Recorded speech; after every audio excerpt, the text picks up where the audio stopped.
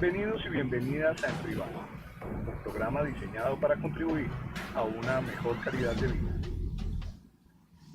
Bienvenidos a En Privado, son las 2 de la tarde, un minuto, y estamos aquí para compartir un tema que facilite una mejor calidad de vida y un mucho mayor bienestar. Está con nosotros este martes el doctor Rafael Montagut. Él es médico, psiquiatra, un excelente clínico, y yo creo que es la persona como indicada para que nos ayude a desarrollar este tema de los trastornos emocionales más comunes cuando se presentan estas épocas, digamos, de fiesta, las festividades navideñas, las presiones, unos niveles muy altos de estrés. Y miremos estos trastornos que son, digamos, que para muchas personas representan también mucha curiosidad, como es el trastorno bipolar o el trastorno maníaco depresivo. Doctor Rafael Montagut, muy buenas tardes. Doctora Lucía, muchísimas gracias por su introducción, muchas gracias por la invitación. Esperemos poder aportar un poquito más como al conocimiento de los trastornos de esta temporada del año y el trastorno afectivo bipolar, que también es una entidad muy compleja, muy mal calificada y ya pues como que casi que se ha vuelto pues un sello ante ciertas conductas de algunas personas. Entonces pues vamos a tratar de aclarar un poquito. No me puede cambiar el ánimo porque me dice, no, es que está en, ¿cuál fase está? ¿En la maníaca o en la depresiva? No, es que ya le llegan al consultorio diciendo, no, es que yo creo que yo soy bipolar. Espera un momentico y déjeme, yo le digo a ver.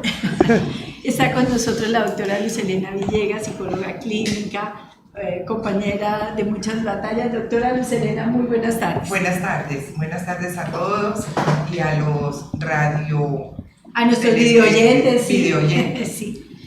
Pienso que es la mejor definición. Bueno, y Juan Fernando Rocayo, nuestro periodista y comunicador, tiene información importantísima para ustedes sobre nuestras redes sociales. Así es, doctora, a los que se conectan con nosotros en este momento, un saludo muy especial a la doctora Luz Helena, muchas gracias por acompañarnos, al doctor Montagut. Contarle a nuestros seguidores que tenemos una línea privada para sus preguntas, línea WhatsApp 322-423-2323, nos conectamos todos los días de 2 a 3 de la tarde, de lunes a viernes, por las redes sociales del Corrillo de Mao, de Oye Cali y Luciana de Asociados. Vamos a estar muy pendientes de sus preguntas y comentarios. Sí, señora, así es. Bueno, y vamos a entrar en materia. Doctor, ¿qué épocas ustedes como psiquiatra, me imagino, tienen más o menos como establecido en qué épocas, digamos, nos alborotamos más los seres humanos, se nos cruzan los cables, como se dice? Bueno, definitivamente esta es una de esas épocas y es una de esas épocas pico. Con la temporada navideña suceden dos fenómenos, o una serie, mejor, dos, no, yo creo que son más de dos, una serie de fenómenos particulares. El primero es una época, doctora, en la que nos obligan a estar felices. Ay, qué horror. Usted, así. Es obligación estar sí, entonces, feliz. usted sale a la calle y usted ve, pues no más el nombre, Feliz Navidad. Usted ve todo el otro, Feliz Navidad. Usted no puede tener el ánimo que usted quiera tener, no necesariamente estar triste, estar irritable, tener rabia, etcétera, sino que usted no puede tener ningún estado de ánimo diferente a estar feliz y es obligatorio porque estar si feliz. ya lo califican de Grinch. Exactamente, sí. Entonces uno es el Grinch, el amargado, sí, el antinavideño, etcétera, y una serie pues de descalificativos pues que no vienen al caso. Entonces empezamos por eso, usted lo obligan a estar feliz. Sí. Usted no puede estar como quiere, entonces digamos que ahí aparece ya como los primeros síntomas, si se puede decir, de un estado de intranquilidad. Ajá. Segundo, es una época que algunas personas es melancólica. En este tipo de época, pues obviamente hay más integración familiar, viene entonces el familiar de una parte, viene de la otra, pero independientemente que sea una época de unión familiar, es una época en la que también se recuerda mucho a los que ya no están. Uh-huh. Y eso genera en algunas personas melancolía, genera unos estados de tristeza, genera unos estados de ansiedad, pues que desafortunadamente no son compatibles con ese Feliz Navidad. Tercero, pues también viene pues el consumo, New Year también, el Happy New Year, obviamente, sí. Y también con eso, pues digamos un tercer elemento que también es una época de consumo de licor. Entonces el consumo de licor nos desbloquea emocionalmente y eso hace que muchas emociones que seguramente puedan estar por allá guardadas afloren y ocurren unos fenómenos muy similares, por ejemplo, al que ocurre durante el Día de la Madre. Uh-huh. ¿Sí? A mi mamá la quiero más yo, no la quiero más yo, no más yo, y se agarraron en medio de los tragos y pues tenemos la estadística desafortunada en Cali que es una de las épocas más violentas del año y uno de los días más violentos del año, el Día de la Madre, y eso, digamos, en una época aquí en Cali también el 25 de diciembre, yo pues que fui formado como médico en el Hospital Universitario del Valle, era una de las 2 épocas más críticas para para las consultas de trauma, y digamos que emocionalmente también se genera mucho eso. Sí, así es. Bueno, de tal manera pues que la primera recomendación es trago moderado, porque lo que usted dice, las emociones se liberan, pero esas emociones que se liberan no necesariamente siempre son positivas. A veces estamos acostumbrados a ver que las personas ebrias abrazan, les da la exaltación de la amistad, etcétera, pero a otros les da digamos, la agresiva. Entonces, pues a modularnos, para que no suframos de esas ansiedades extremas, de esas caras de ponqué que no queremos hacer, pero también no esas caras de amargura que le estamos mortificando la vida a todo el mundo. Con relación, por ejemplo, a esto del trastorno bipolar, doctor, sería buenísimo que, bueno, primero hagamos historia en el sentido de que muchos personajes muy célebres en la historia han sido, digamos, diagnosticados como bipolares. Doctora Luz Helena, usted hizo una investigación. Yo hice una investigación.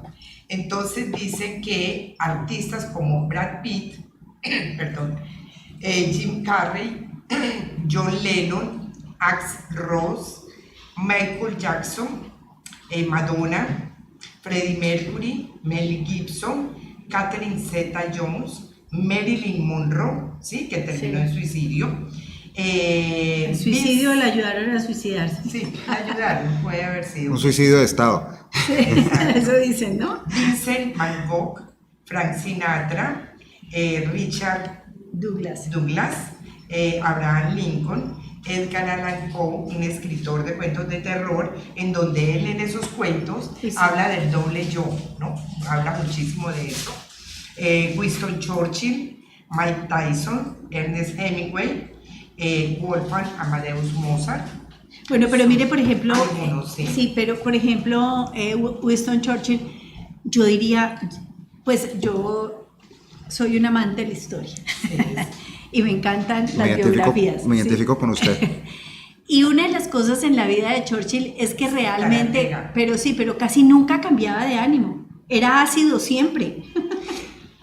Yo pues he leído como mucho con respecto pues como a la historia de ciertos personajes, y pues yo ahí digamos que sería una conversación muy interesante con la doctora Luz Helena. Yo hay unas personas que yo discrepo. Yo también, por ejemplo, Churchill es una de esas. Sí, o sea, sí, porque pues digamos sin caer en estereotipos, pero Winston Churchill lo describen como un tipo muy frío, muy ácido, muy calculador, entonces como que yo no imagino a Churchill pues en una fase maníaca, pues. O en una fase depresiva. No, era una persona incluso emocionalmente muy estable, incluso era un muy buen bebedor. Era su scotch 1, 2 y hasta 5 scotch diarios, ¿no? Se mantenía media caña el hombre. Exacto. Definitivamente la cabeza le funcionaba divinamente, pero de manera estable y constante, ¿no? Sí, no, y yo pues he tenido la oportunidad de escuchar 1 o 2 discursos de él, y no me parece ni siquiera pues un discurso ni siquiera hipomaníaco, pues, aunque ya después vamos a ver que es hipomaníaco. Sí, porque la mayoría de la gente cuando dice hipomaníaco entonces piensa que es que no hay manía. No, lo que pasa es que hay manía pero más bajita, pero ahora el doctor nos lo va a explicar. Sí. Definitivamente hay muchos mitos alrededor, digamos, de este trastorno bipolar o de el trastorno maníaco-depresivo. Y uno de esos es que la gente no puede trabajar en muchas cosas, que la gente no puede tomar café, que la gente, bueno, en fin. ¿Qué nos dice? Bueno, pero primero definamos qué es un trastorno maníaco-depresivo. Bueno, enfermedad maníaco-depresiva, que ahora la llamamos trastorno afectivo bipolar, es exactamente lo mismo. O sea, ¿y en qué consiste? Me parece, yo incluso me identifico un poco más con la primera definición, ¿sí? Primero que todo, es una enfermedad, ¿sí? Es un trastorno de la sustancias, neurotransmisores a nivel cerebral, y consiste en eso, que eran individuos, o son individuos mejor, que pasan de unos estados de intensa euforia, si lo podemos utilizar el término, de una intensa y una desbordada alegría, que es lo que llamamos manía. O mucha actividad, digamos. Sí, exactamente, como una exaltación emocional exageradísima e incontenible, que llamamos manía, y luego se iban para el otro polo, que es el polo depresivo, que es ya una tristeza incapacitante, una tristeza que va, permítame el término, destruyendo pues funcionalmente al individuo muy profunda, un individuo que muy afectado. Eso es lo que llamamos enfermedad maníaco-depresiva antes, ahora trastorno afectivo bipolar. Incluso pienso que a futuro esto lo vamos a llamar espectro bipolar, sí, porque ya, digamos, pues doy la cuñita, el último congreso, ya hablaban que hay 7 presentaciones diferentes del trastorno afectivo bipolar. Pero digamos que lo que se caracteriza principalmente, pues como para que quede claro con nuestra videoaudiencia, es que son individuos que pasaban de unos estados, o que pasan de unos estados de altísima exaltación afectiva a unos estados de decaimiento depresivo muy, muy, muy intenso. Doctor, estas personas que sufren como de estas, digamos, fantasías, estas pseudologías fantásticas, ¿no es cierto?, en donde todo lo ven absolutamente fácil, donde construyen negocios multimillonarios, en donde, digamos, son muy creativas, por decirlo de alguna manera, son personas, digamos, que tienen más tendencia a desarrollar una enfermedad bipolar. Esa pregunta es muy complicada, doctora, porque también digamos que esa característica, si pudiéramos, eso que usted manifiesta, volverlo un síntoma, pues sí, puede, digamos, ser parte de un síntoma, digamos, dentro del espectro maníaco o incluso dentro del espectro hipomaníaco. Sí. Pero digamos que también puede ser la característica de una estructura de personalidad. ¿Sí? Como por ejemplo las personalidades tipo A, que son personalidades muy ansiosas, muy móviles, todo lo tienen que hacer ya. Eso no es una manía. Exactamente, o incluso un individuo, digamos, con una estructura narcisista, ¿sí? Que siente que lo puede hacer todo, que puede con todo, que a mí póngame lo que sea, y es un tipo que se le ocurren muchas ideas y la mejor idea es la mía, entonces yo descalifico la suya y no, la mejor es la mía y yo hago todo por sacar. Entonces digamos que puede ser como parte también de un fenómeno estructural de personalidad, pero repito, también puede ser parte, obviamente, eso y otros elementos adicionales, pues puede ser parte, pues, de un individuo que pueda estar, digamos, en una fase hipomaníaca o incluso ya en una fase maníaca. Bueno, tal vez una de las preguntas más frecuentes en este tipo de situaciones, doctor Montagut, es si una persona diagnosticada con un trastorno bipolar o un trastorno afectivo, maníaco-depresivo, estas personas tienen que estar medicadas permanentemente. Porque hay personas que dicen, no, si yo me apego a mi Dios, si me apego no sé qué, entonces yo voy a mejorar. La respuesta es sí. Deben continuar recibiendo medicamento por tiempo indefinido. La respuesta es sí. ¿Le puedo hacer una pregunta también al doctor? Claro que puede, doctora Luz Elena, no nos faltaba. No nos cobran. Los casos, hay pacientes que tienen también psicosis, ¿no? Porque sienten y tienen además alucinaciones, ¿no? Entonces, estas personas son un conjunto, ¿sí? Una mezcla de muchísimos síntomas, y muchas veces no es fácil tampoco diagnosticar la situación maníaco-depresiva, ¿no? Sí.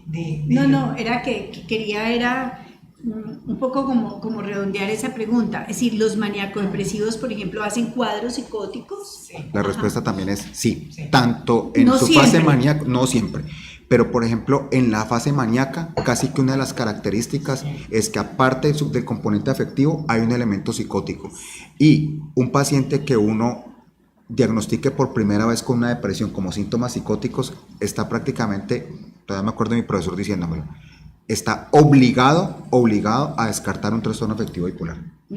Y eso tiene unas implicaciones no solamente diagnósticas, sino también desde el punto de vista de tratamiento, que me imagino que lo veremos más adelante. Doctor, otra pregunta. Esta enfermedad, cuando ya se ha diagnosticado que es un trastorno bipolar, no tiene más, tiene solamente el tratamiento de mantenerla, ¿no? Como de manutención, porque no se cura. Sí, señora, es una enfermedad que no tiene cura. No tiene cura. Yo, digamos que yo en el discurso pues que manejo con los pacientes, tanto en las consultas que yo hago, yo siempre les pongo la fecha de hoy. O sea, hoy, 11 de diciembre, no hay cura. No sé si mañana habrá una cirugía, habrá una inyección, un parche, yo qué voy a saber, pero hoy, 11 de diciembre, no hay cura para la enfermedad. Pero, también el otro elemento que el paciente se debe llevar es que con un tratamiento adecuado y con un seguimiento adecuado, los pacientes, los individuos son completamente funcionales. O sea, Funcionales. no es una enfermedad que usted lo vaya a incapacitar. Doctora Lucelena, se lo pongo ya en esos términos y yo creo que la doctora Lucía me ha escuchado muchas veces decir lo que yo pongo la enfermedad mental en el contexto también de otras enfermedades. Es como cualquier otra enfermedad. Como tener Sí. una hipertensión, por Exactamente. ejemplo, una diabetes. Sí. Doctora Lucía, como usted no, como una persona tener un infarto, ¿sí? Sí. Si la persona no se cuida del infarto y sigue pues Palacio del Colesterol, allá, casi digo un nombre, por allá en ese comedero tan rico de fritanga que hay por allá por cierto barrio del oeste, Sí. usted vuelve y se infarta, Y se infarta, vuelve y se claro. infarta. Pero si una persona se infarta, hábitos saludables, ejercicio, control farmacológico, control cardiológico, la persona seguirá viviendo con ese corazón buenecito. Claro. Con la enfermedad ocurre exactamente lo mismo. Un adecuado control farmacológico, un manejo psicoterapéutico, digamos que psicoeducativo y psicoterapia de apoyo, es un individuo que va a funcionar perfectamente bien y lo digo casi como decía un amigo mío, lo he visto.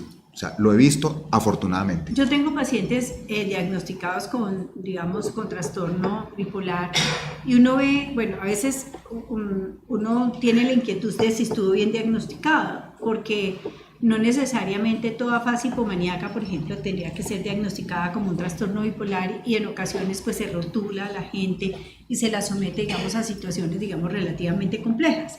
Entonces sería bueno, por ejemplo, distinguir qué es la hipomanía del trastorno maníaco-depresivo.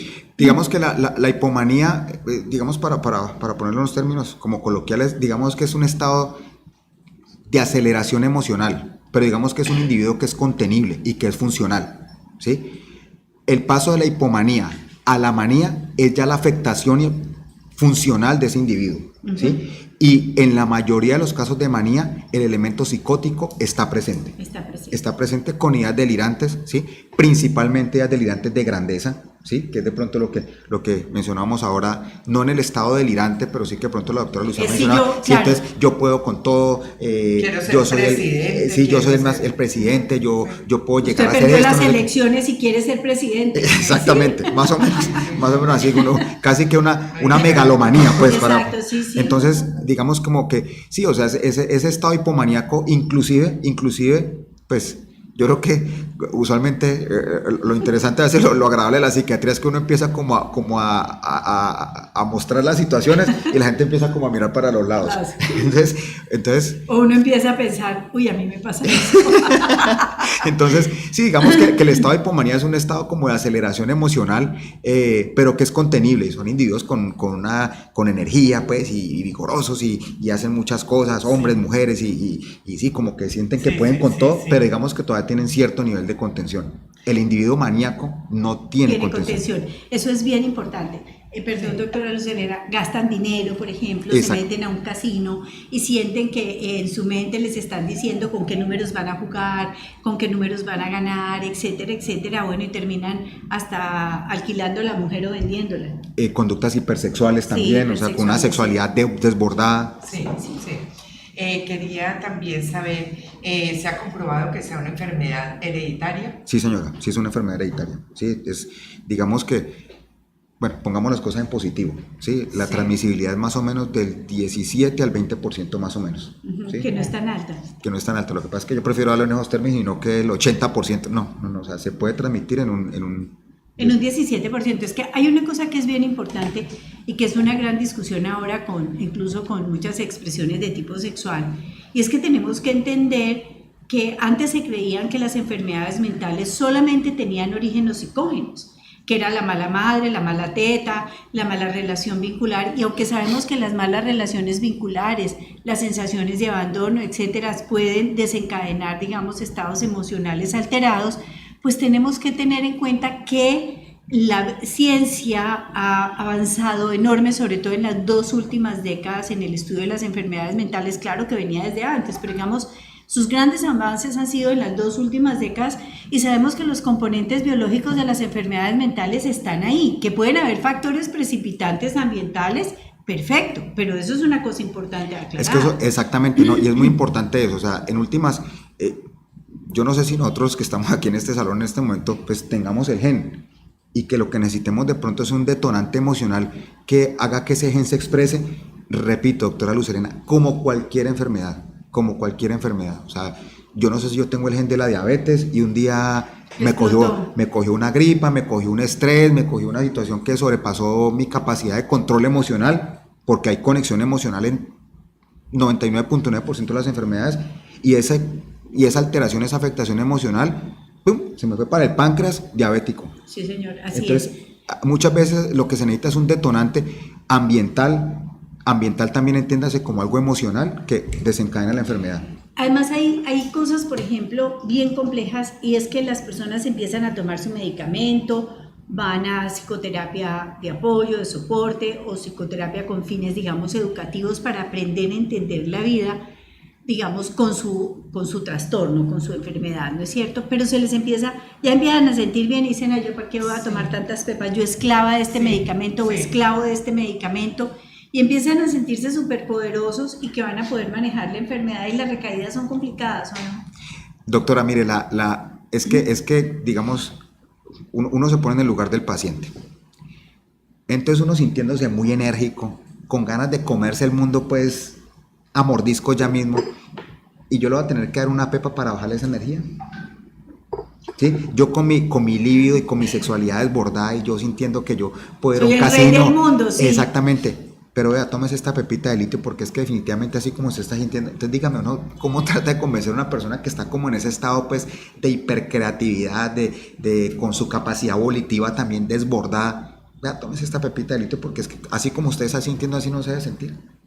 Eso es complicado. Exactamente. Pero bueno, ya supongamos que ya lo aceptó, no sé qué, empieza a entender su disfuncionalidad, bueno, por ahí, en una ventanita. Y ya se compensa, ¿no es cierto? Está compensado y se deja de tomar la droga, el medicamento. ¿Qué pasa? El paciente, a ver, hablemos específicamente de una de las modalidades farmacológicas, que es el litio, ¿sí?, el carbonato de litio. No hay ningún estudio que diga que cualquier medicamento contra el litio sea mejor que el litio. ¿Sí? Con todos los años que llevamos usando el litio, bueno, igual lo hablaremos después del litio. ¿Qué es lo que hace el litio? El litio lo que evita es que esas fluctuaciones del estado de ánimo del paciente que están así, sino que lo pone dentro de un límite, si se puede decir así, afectivo, dentro de una modulación afectiva limitada, restringida. Ojo, limitación afectiva restringida no significa que el paciente pues va a estar aplanado o va a estar sin capacidad de modular su emoción. No, sencillamente va a estar, digamos, su capacidad de desarrollo emocional va a estar un poquitico más restringida.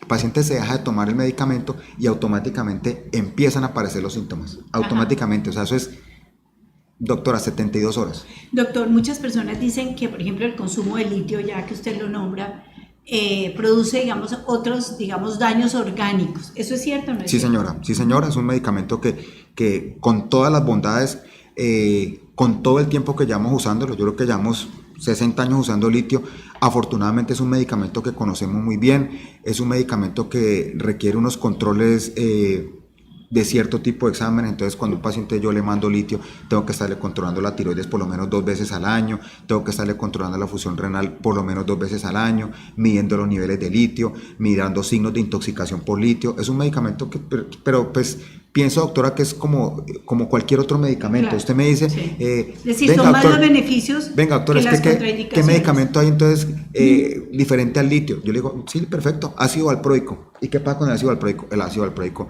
puede producir alteraciones gastrointestinales, puede poner al paciente a temblar, tiene alteraciones con el metabolismo de los carbohidratos. Entonces, no, cámbiamelo por otro. Y aquí nos podemos quedar hasta las 10 de la noche, ¿sí? Pero en últimas, el discurso que uno debe vender a los pacientes esperando que lo compren es, vea, yo le estoy dando un medicamento a usted para que esté bien, no esperando los efectos adversos. De los efectos adversos me encargo yo, y si aparecen, veremos qué hacemos. Pero en este momento necesito es que usted, este medicamento es el que lo va a ayudar a que usted funcione. Claro. Eso es lo que hacemos. Y eso sí es una cosa muy clara. Bueno, Así es, doctor, aprovecho saludamos para a nuestro- saludar a los que se conectan en este momento con nosotros, a Jorge de Francisco, a Rogerio Timoteo, a Henry Cubides, a Dani Nader, a Xiomara Lozano, a Otoniel Cuellar, José, Martín Pacheco, Edgar Escobar y los 17 seguidores que en este momento se conectan con nosotros. Un saludo muy especial, recordarles que estamos muy pendientes de sus preguntas. Sí, recordemos que en esto de los trastornos mentales o de las enfermedades mentales, muchos dicen que los seres humanos tenemos miedos primarios, como el miedo a la oscuridad, el miedo a la soledad, a quedarnos solos. Una amiga muy graciosamente decía que ella le tenía mucho miedo a la primera noche en el cementerio de una escasez de hombres. Sí, otra decía, bueno, y así sucesivamente, pero la mayoría de las personas tienen mucho miedo a las enfermedades mentales, porque sienten que, digamos, en una enfermedad física, digamos, de cuello para abajo, las personas no pierden como ese control consciente de su vida, mientras que en una enfermedad mental, sí, el enfermo mental cuando está en su fase, digamos, alterada, ¿sufre? Sí. A ver, lo primero es que parte también de ese componente que usted dice, doctora, del temor a la enfermedad mental, es muchas veces lo que ocurre desafortunadamente pues afuera de nuestros consultorios, de nuestras clínicas. Sí, es que ir a un psiquiatra voy donde el loquero, perdóneme doctor con todo. No, totalmente de acuerdo, y créame que esa palabra es consentida de los matoneadores amigos de uno, loquero. Entonces, no, pero antes que eso es como la dificultad para entender la enfermedad. Digamos que ese es como el primer elemento del miedo o el temor a la enfermedad mental, es la dificultad para explicarla. Segundo, lo que usted dice, o sea, a veces como que es preferible llevar una dolencia física que una dolencia mental, una dolencia emocional. Tercero, si hay sufrimiento, imagínese, y pongámoslo en contexto, pues cuando la doctora Lucelena hablaba pues como de los fenómenos alucinatorios en un cuadro psicótico, pues imagine usted tener una voz escuchando todo el día, dándole órdenes, diciéndole cosas, y digamos que bueno, digamos que sea una voz en el contexto pues maníaco, ¿sí? Que le diga toda la voz todo el día, no, se lo dicen los pacientes a uno, esto no estoy exagerando, hacele que vos podés, ¿sí? Pero también digamos cuando el paciente está en el cuadro depresivo, todo el día escuchando la voz diciéndole que se suicide. Sí, tenaz. Fíjense, los que hemos trabajado en unidades de salud mental y hemos visto la enfermedad mental muy así de la mano, pacientes, por ejemplo, que tenían una hipersexualidad y empiezan a fantasear eróticamente con el médico tratante, buenos, y una vez salen de ese cuadro de alucinación que sienten que el médico les está haciendo por aquí, por allá, y salen, empiezan a sentir esta vergüenza enorme porque recuerdan, porque es que no hay pérdida de memoria, en algunos casos sí, pero en muchos casos no, de todas las cosas que dijeron cuando estaban en ese estado psicótico y empiezan a sentir una gran vergüenza y volverse a adaptar al mundo real no es fácil. No, exactamente, muchos pacientes, inclusive, pues yo que manejo pacientes hospitalizados y que me llegan pues en descompensación franca, muchos pacientes después de una semana de tratamiento, cuando ellos empiezan a compensarse, se disculpan con uno. Justamente pues son pacientes que están con el elemento psicótico. Usted me lo pregunta, doctora, ¿el paciente sufre? Pues imagínese usted sentir que usted quiere hacer muchas cosas y que usted tiene las ideas y que usted tiene los proyectos y que todo el mundo le diga que no. Claro. Que usted lo que está es mal, que usted lo que está es enfermo. Claro. O sea, ese individuo sufre. Doctor, yo conocí dos pacientes diagnosticados con trastorno bipolar, con no muy diferente el tratamiento, pero sí con algunas medicinas diferentes. Resulta que uno reaccionaba mal cuando llegaba la noche porque decía, ya me empiezan a dar las medicinas y ahora quedo hablando así, no puedo ni hablar y yo quiero hablar y quiero producir y quiero crear y todo eso. Entonces ese era uno. Y el otro paciente era al contrario, no dormía absolutamente nada. Entonces, ¿eso en qué puede influir? ¿En el mismo paciente o en la medicina?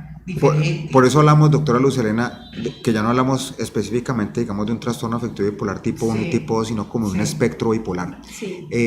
Sí, afortunadamente la gran mayoría de nuestros pacientes responden a litio, primero, carbonato de litio, que es el nombre específico. Segundo, la quetiapina, ¿qué es? Es un medicamento que es un antipsicótico y pues igual hay estudios que también uno ya tiene que hasta que preguntarse quién es el que financia el estudio. Claro. Pero en algún momento hasta decían que la quetiapina tenía un poder modulador casi igual al del litio, entonces que los pacientes puedan recibir incluso quetiapina como monoterapia. Falso, ojo, se cayó. Sí. Pero entonces, mejor dicho, doctora Lucelena, yo lentamente la quiero llevar, que eso es tema de psiquiatra. O sea, tenemos que valorar muy bien a nuestros pacientes, tenemos que entender muy bien a nuestros pacientes, porque el paciente tiene toda la razón. O sea, yo no puedo tener un paciente compensado que está así como usted dice, lento, dormido, embotado. Eso no funciona. Eso no funciona. Eso no funciona. O sea, Totalmente de yo, acuerdo. el paciente, Una de las cosas que no podemos hacer los que trabajamos en clínica, los psiquiatras, los psicólogos clínicos, es deshumanizar a nuestros pacientes. Exactamente, entonces, y esa es una preocupación de los pacientes, o sea, que no les vaya a dar una pepa que lo vaya, voy a ser coloquial y me disculpan, que lo vaya a poner como un bobo, que lo vaya a poner como un tonto, que lo vaya a poner lento, ¿sí? Que lo vaya a tener baboso todo el día. No, o sea, eso no es paciente, o sea, eso no es paciente, eso no es un ser humano. O sea, yo necesito que ese ser humano esté funcionando. Con respecto al sueño, un paciente que no duerma es un signo de alarma. En enfermedad mental, el insomnio, pues yo también lo digo porque a mí ese tema pues me apasiona muchísimo, el tema del insomnio, o los trastornos del sueño mejor. El trastorno del sueño en un paciente con enfermedad mental, eso es gravísimo, o sea, es un síntoma que hay que ponerle mucho cuidado, ¿sí? El sueño es... Reparador a morir. Igual yo pienso que como que cada uno es de su especialidad, pues el ortopedista dirá que lo peor es un dolor de columna, el neurólogo que el dolor de cabeza. O sea, yo como psiquiatra digo es los trastornos del sueño. Y el trastorno del sueño hay que ponerle muchísimo cuidado. Y un paciente que tiene un diagnóstico de trastorno afectivo bipolar y que no esté durmiendo, hay que ponerle mucho cuidado, ¿sí? Y digamos que más que ponerlo a dormir, hay es que entender por qué no está durmiendo. Eso es muy importante. O sea, no es tanto, toma esta pepa para que duerma, no. A ver qué es lo que pasa que no está durmiendo, ¿sí? ¿Por qué? Pues muchos pacientes durante el día pues se mantienen con un estado de ansiedad muy altos. Ansiedad es adrenalina en la noche no me deja dormir. Entonces lo que yo probablemente no tengo que implementar es medidas para la noche, sino implementar medidas para el día. Entonces más o menos ahí.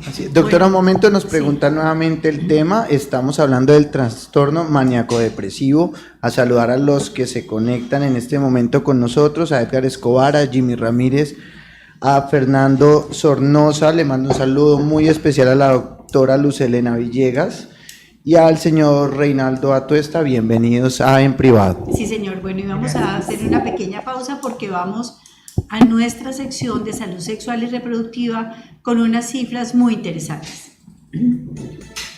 Porque la vida es hoy y nuestro cuerpo valioso, es el momento de la salud sexual y reproductiva en privado.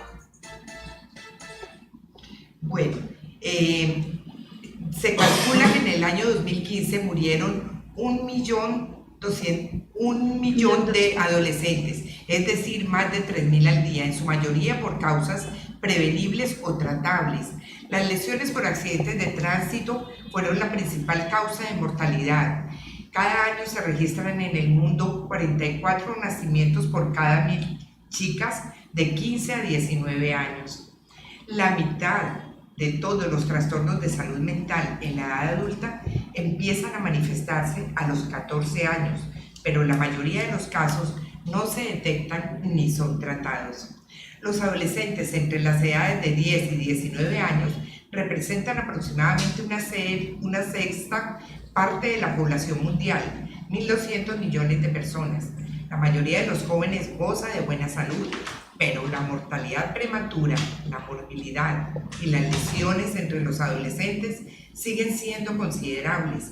Las enfermedades pueden afectar a la capacidad de los adolescentes para crecer y desarrollarse plenamente. El consumo de alcohol o tabaco, la falta de actividad física, las relaciones sexuales sin protección y o la exposición a la violencia puede poner en peligro no solo su salud actual, sino también la de su adultez o incluso la salud de sus futuros hijos.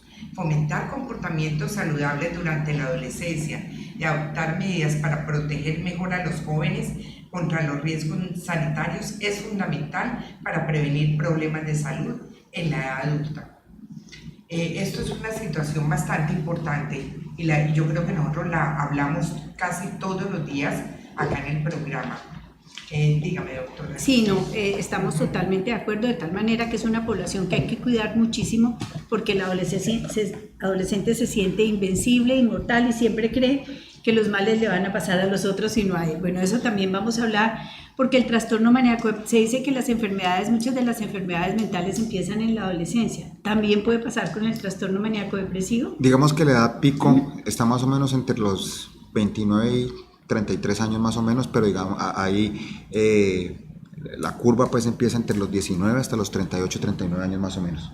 incluso hasta los 40 años, es como el grueso, pues, Es donde está decir, la es muy población. raro que una persona mayor de 40 años empiece con un trastorno maníaco depresivo. Los hay, pero no Los es... hay exactamente, pero no es lo más común, así como también, de pronto lo decía la doctora Lucelena, también hay niños, ¿sí? que ya estamos diagnosticando con trastorno afectivo bipolar, niños de 9, 11 años, 12 años. Caramba, qué vaina. Bueno, desafortunadamente, como decíamos, las condiciones biológicas están ahí y son inevitables. Doctor, uno de los problemas, digamos, una de las grandes preocupaciones cuando un familiar es diagnosticado con un trastorno bipolar o con un trastorno maníaco depresivo, es la posibilidad, por ejemplo, del suicidio. Que se puede dar tanto en fase depresiva como en fase maníaca, ¿sí? En otro programa, doctora, hablábamos que la mayoría de las veces el suicidio está asociado con los cuadros depresivos. Eso ya es algo que está totalmente revaluado.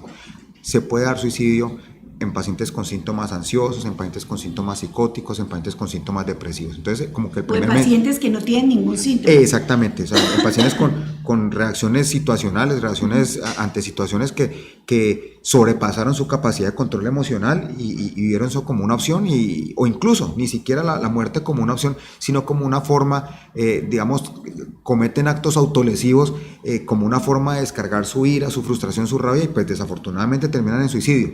Pero digamos como que el primer mensaje es ese, o sea, el suicidio no está solamente enmarcado dentro del contexto depresivo, dentro del contexto maníaco también se puede generar el suicidio. Y volvemos al punto, o sea, un paciente que con su delirio de grandeza, con su delirio persecutorio, llega un momento en que eso es incontenible para su capacidad, para su capacidad de respuesta emocional, y el paciente comete suicidio. Doctor y doctora Lucía, de todas maneras en estos casos de este trastorno se puede dar que las personas tengan la tendencia a beber alcohol, sean pues más adictas al alcohol o a las drogas. Sí, parte de las comorbilidades en enfermedades como el trastorno afectivo bipolar está el consumo de sustancias psicoactivas y el consumo de licor. Eso está... Y eso además, está. imagínese usted, ahí sí como dicen, uno bien borracho, otro empujándolo. Usted con una enfermedad maníaco-depresiva y usted tomando alcohol o sustancias Exactamente. que en la mayoría de los casos pues son aceleradores. Exactamente, de son la psicoestimulantes. Entonces, pues, uno acelerado y le ponen más el pie al acelerador y le meten gasolina extra, pues imagínese. A ver, una de las grandes preocupaciones, por ejemplo, son las personas que tienen una pareja con uno de estos trastornos. Hay personas que lo manejan muy bien, son muy juiciosas con su medicación, son muy estables con su medicación, pero hay otras personas que definitivamente les cuesta mucho trabajo seguir las rutinas. Pero vamos a suponer que esta persona es muy juiciosa con su tratamiento, tiene el soporte psicológico, es decir, sigue todas las recomendaciones de tipo médico y psicoterapéutico. Esta persona puede tener una vida funcional, puede casarse, tener hijos, etcétera, etcétera. Esa justamente la expectativa que nosotros le queremos ofrecer a los pacientes, doctora Lucía, que sí hay funcionalidad con la enfermedad mental. El paciente con enfermedad mental, el objetivo del tratamiento es que es una persona completamente funcional, y le voy a repetir las palabras que digo yo en mi consultorio con los pacientes: que usted tenga funcionalidad laboral, familiar, de pareja, académica, en todos los sentidos. Ese es el objetivo nuestro como tratantes de pacientes con enfermedades de este tipo. Buscamos que el paciente sea plenamente funcional. Afortunadamente, en unos pacientes con éxito, desafortunadamente en otros pacientes sin tanto éxito, por múltiples razones: mala adherencia al tratamiento, mala escogencia del perfil terapéutico, red de apoyo de pronto no tan contenedora. O sea, las razones son muchas, ¿sí? Y en últimas tenemos que actuar todos como un equipo. O sea, no es yo mando al paciente con una fórmula para la casa y la familia en la casa verá lo que hace, no. O sea, yo soy casi que, cuando yo tengo un paciente con una enfermedad de estas, casi que yo me vuelvo un miembro más de la familia, ¿sí? En el que, y estamos juntos en esto, y lo vamos a ayudar a salir adelante. Doctor. Pero pues igual las variables son muchas y pues no todas dependen de nosotros como tratantes, también dependen pues como de responsabilidades que se deben asumir las personas que están rodeando al paciente, y pues que eso en últimas va a terminar contribuyendo pues a su bienestar. Hay una pregunta que yo quiero hacer y que es un poco, digamos, delicada, y es: cuando una persona, digamos, el padre o la madre tiene un trastorno bipolar, ¿es bueno que los hijos sepan que lo tienen? ¿Cómo se debe manejar ese tipo de situaciones? Porque sabemos que el cónyuge, pues, digamos, por hecho natural lo sabe, pero ¿qué pasa, por ejemplo, con los hijos? Es que mire, o sea, el problema no está en tener la información, el problema está en lo que se hace con esa información, ¿sí? Digamos que es importante que, digamos, un paciente que tiene una enfermedad como esta, como el trastorno afectivo bipolar, pues sí sus hijos estén enterados de lo que significa esa enfermedad, ¿sí? Pero ojo, porque desafortunadamente también vemos como fenómenos de victimización. Entonces es que yo soy así, yo cómo no me voy a sentir así, o yo cómo no voy a hacer esto, Pero si es ¿qué que yo tal tengo los una enfermedad. adolescentes cuando la mamá le dice y no sale porque no sale y porque sus amigos no me gustan y porque no quiero que vaya al cine con ellos? Claro, usted como es loca, usted como tiene no sé qué, usted como tiene no sé cuántas, puede pasar también. Exactamente, o lo contrario, ¿sí? Claro, te vas para la calle y no te importa que tu mamá sea bipolar. O sea, se trata como de utilizar, mira, yo tengo esta enfermedad tiene estas características, pero digamos que eso también depende del grado de estabilidad que le demos nosotros como tratantes a los individuos, ¿sí? Es permitirles que funcione. O sea, si usted no la quiere dejar salir a la muchacha o al muchacho, pues dejarlo salir a la calle, pues no lo deje salir porque es una norma de la casa. O sea, no lo deje salir no poniendo, es que no se vaya para la calle porque yo tengo un trastorno bipolar. No se trata de eso, se trata de que no lo deje salir porque no quiero que salga, porque está castigado, porque la calle está muy peligrosa por la razón que sea, pero no como poniendo como escudo protector, es que yo tengo esta enfermedad, porque eso sí es absolutamente inapropiado. Entonces, ¿qué es lo que va a pasar con este muchacho, con este hijo de este hogar? Pues se va a criar, digamos, con una aversión hacia esa condición del papá o de la mamá. Y eso pues... Y cuando le digan loco o loca, dice, pues sí, ¿y qué se va a hacer? No sale. Punto, por la razón que sea, no sale. Exactamente, pero no es como anteponer la enfermedad a las decisiones.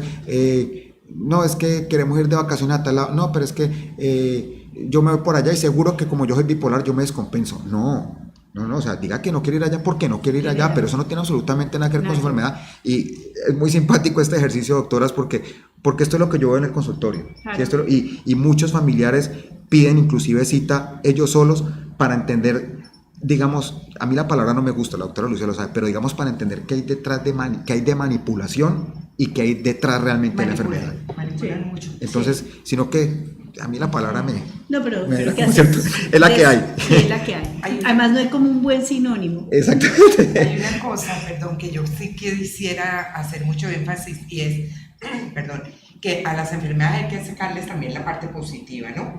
Entonces yo lo que utilizo mucho es eso.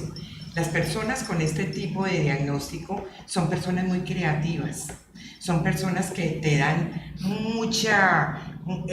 mucho estímulo, lo que estaba diciendo el doctor. Ellos viven estimulados de por sí, pero te van diciendo muchísimas cosas que se pueden hacer inclusive con su propia familia, ¿sí? Entonces ellos organizan, están todo el tiempo pensando qué van a hacer, cómo hacer las cosas.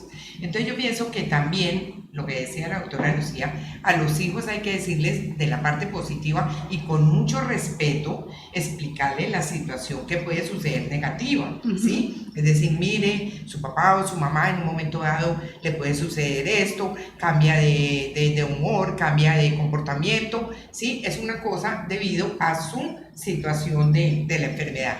Pero todo tenemos que comprenderlo y más bien estimularlo. Porque mire, doctor, yo he visto que muchas veces yo cuando veo a la persona como muy deprimida, cuando está en la fase deprimida, entonces yo digo, bueno, ¿y ahora qué hacemos? ¿Qué vamos a hacer? ¿Ah? ¿Qué quieres hacer? Entonces empieza a pensar. Y estaba pensando en lo de la Navidad que ustedes dijeron primero, que pues es una de las épocas que puede deprimir más a muchas personas. Doctor, pero yo he visto que cuando yo les digo, ¡Feliz Navidad! ¡Qué rico! Mire esta época para hacer esto, para hacer lo otro. Y les doy inclusive recetas simples, de una galleta o cualquier cosa. Y van cambiando la cara, Entonces, sí, feliz Navidad, doctora. Pero a lo mejor entonces, seguramente necesitan también eso, como soporte, como compañía, ciertos estímulos, porque la mayoría también del entorno tiende a aislarlos. Exactamente, sí. No se trata mejor dicho, uno al paciente en el consultorio, en la terapia, uno le da lo que el paciente necesita. Sí, hay momentos ustedes lo saben, o sea, hay momentos para validar las emociones a un paciente, hay momentos para confrontarlo, hay momentos para empujarlo, hay momentos para frenarlo, o sea, depende de lo que... Sí, hay que ponerle límites también. Exactamente, sí, entonces, y también a veces hay que quitarle los límites y hágale, pues, Sí. entonces, depende de eso, cuando uno tiene el paciente al frente, uno ya define como qué es lo que está necesitando, qué es lo que el estrategias? paciente requiere en ese momento, y sí, uno tiene que valerse de lo que sea, uno tiene que valerse de lo que sea para que, pues, cuando un individuo está en una fase depresiva, pues, que están tan apáticos, tan abúlicos, buscar la forma de empujarlo y bueno, agárrese de algo, vamos a buscar pues de qué agarrarnos pues para echar para adelante. Sí, doctor, mire, hay algo que es muy importante y es, de todo lo que hemos dicho, digamos, a lo largo del programa, es que las personas no se autodiagnostiquen. Los cambios de ánimo no son bipolaridad. Todos los seres humanos tienen cambios de ánimo. Hay momentos de alegría, hay momentos de tristeza y hay momentos en que no se siente ni alegría ni tristeza, ¿sí? Ojalá todos pudiéramos tener, digamos, ese equilibrio perfecto, no lo tenemos, hay cosas que no nos producen tanta alegría, no deberían producir tanta alegría, pero un chiste bobo o una escena, cualquier cosa, y nos da la bobera y nos reímos, y después algo pasó y nos enojamos o nos deprimimos, eso no significa bipolaridad. Exactamente, se ha mal llamado los cambios del estado de ánimo como trastorno bipolar, y eso es completamente falso. Perdón. Primero, que es que se levanta triste y por la noche está contento, se levanta feliz y por la tarde está con rabia, que es bipolar. Eso no es trastorno afectivo bipolar. ¿Sí? Lo que la doctora decía, se autodiagnostican. Eso es baja tolerancia a la frustración. Sí, exactamente. Eso... Mira, hay personas que están felices, contentas, común y corriente, pero algo pasó y lo sacó, digamos, del esquema y se ponen furiosas y regañonas y bla, bla, bla. Eso no es bipolaridad, eso es básicamente falta de tolerancia a la frustración porque no sienten que no son capaces de manejar las situaciones, digamos, negativas o contrarias. Me voy a tomar la libertad de poner un ejemplo de un autodiagnóstico, pero con un nivel de elaboración. Una persona, si una paciente, digamos, tenía como estas características que usted dice, sí, con cierta tendencia pues como a la irritabilidad, poca tolerancia a la frustración, en algún momento ella leyó o alguien le dijo que los pacientes que sufrían trastorno bipolar tomaban litio. Esta persona se hizo tomar un examen de litio en sangre. Si todos nosotros nos tomamos un examen de litio en sangre, pues el examen va a salir negativo, va a salir con el litio bajito. Conclusión, empezó a tomar litio. Ah, caramba. Y el litio, pues lo hablamos ahora, pues tiene unas características y hay que tener unos controles y unos cuidados con él. Pues esta persona llegó ya con daño renal, ¿sí? Por un mal diagnóstico, por una desinformación, ¿sí? Yo siempre le digo a las personas, es que el problema no es la información que da en internet, el problema es la desinformación que da en internet, el problema es usted no saber usar esa información. Entonces, señoras y señores, no hay litio en sangre, los niveles de litio en sangre son negativos. Uno toma el examen de litio cuando el paciente está tomando litio. Si el paciente no está tomando litio, uno no toma exámenes de litemia. Claro, esa es la misma cosa que si a usted le toman un examen de sangre para medirle si ha consumido anfetaminas o marihuana o cocaína o heroína, pues le va a salir negativo si no consume. Exactamente, entonces digamos como que el autodiagnóstico ha llegado a tal nivel de elaboración que ya las personas le llegan uno con el examen de litio, casi que le llegan, venga doctor, yo tengo trastorno afectivo bipolar por déficit de litio, y le muestran uno el examen. Y uno, pero un momentico, paremos aquí y volvamos a empezar. Sí, ¿sí? Claro, Cuénteme qué es lo que está pasando. Entonces empieza uno pues como a desenredar el nudo y ya mire, vea, aquí lo que pasa son estas situaciones, sí, pero entonces... El mensaje es no se automedique, olvídese de eso, no se puede que usted vaya y compre un Dolex y se tome el Dolex, pero si también abusa del acetaminofén, va a tener problemas hepáticos y renales, etcétera, etcétera. Exactamente, entonces es una situación muy delicada y entonces la gente le pregunta a uno, ve, ¿cierto que ahorita están diagnosticando más trastorno bipolar? No, estamos exactamente en la misma estadística que llevamos diagnosticando hace 40 años. Que de pronto en la quinta o en la sexta lo estén diagnosticando mal, eso es diferente. Claro. Pero en los consultorios y en los hospitales psiquiátricos estamos exactamente con la misma estadística y la misma epidemiología. Mire, ahora con eso que usted dice, me llega la idea de que la mayoría de las personas dicen, no, es que ahora todos los hombres son homosexuales. Hay ya muy poquitos heterosexuales y uno dice, ¿y de dónde sacó usted esa cifra? No, es que uno ve aquí y allá y en las familias y antes eso no se veía. Pues claro, antes no, era algo censurado socialmente, castigado, reprimido, era digamos, un deshonor para las familias tener hijos o hijas homosexuales, y hoy en día, pues la gente salió del closet y entonces pues hay una visibilización mayor, pero el porcentaje más o menos sigue siendo el mismo. Exactamente. Entonces, no hay más, están exactamente los mismos, sino que, le repito, eso es un diagnóstico pues de la quinta, de la avenida sexta, de la octava norte, pero en los consultorios, en las clínicas seguimos exactamente igual. la misma epidemiología. Y un mito que hay también, yo no sé si es mito, que dicen que cuando hay luna llena la gente, digamos, está más maníaca o que se le alteran sus comportamientos. Definitivamente, bueno, alguna vez en un hospital mental una enfermera decía que tenían que aumentarle las dosis a los pacientes en luna llena. A ver, no es mentira. A ver, lo primero, el 60% del cuerpo humano es agua. Agua, ¿Sí? claro. Agua. Segundo, las mareas, ¿por qué ocurren? Las mareas ocurren pues por el fenómeno de atracción de la luna con la tierra, ¿sí? Claro. Y eso es un fenómeno de atracción que se manifiesta pues con la movilización del agua de la tierra, ¿sí? Entonces es claro que pues la luna de una u otra forma ejerce cierta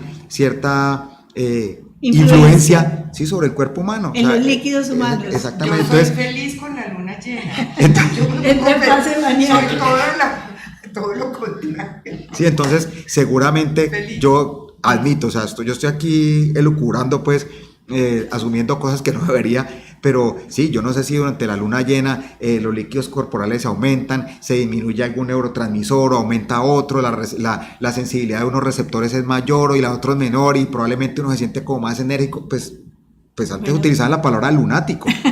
Sí, ¿Y eso de dónde viene? Eso a veces de la observación, ¿no? Muchas expresiones, por ejemplo, nacen de esa observación de la cotidianidad. Bueno, el tema estuvo absolutamente maravilloso, doctor. Mil gracias por esta magnífica ilustración que nos ha hecho de estos trastornos emocionales comunes en estas épocas, en especial del trastorno, enfermedad bipolar o el trastorno afectivo maníaco depresivo, pero lo más importante es que sepamos que no nos podemos automedicar, que no nos podemos autodiagnosticar y que tenemos que buscar la ayuda médica. Recomendaciones en Navidad: no uso de pólvora, no exceso de alcohol, cuide a sus niños y recuerden que sus niños son el mejor patrimonio. Doctora Luz Helena, muchísimas gracias por acompañarnos en esta tarde. Gracias Lo mismo a a usted, ustedes. doctor Montagut. Doctora, muchas gracias por la Juan invitación. Fernando, Francisco, muchísimas gracias por hacer posible que este programa esté al aire, y a todos ustedes les deseamos una feliz tarde.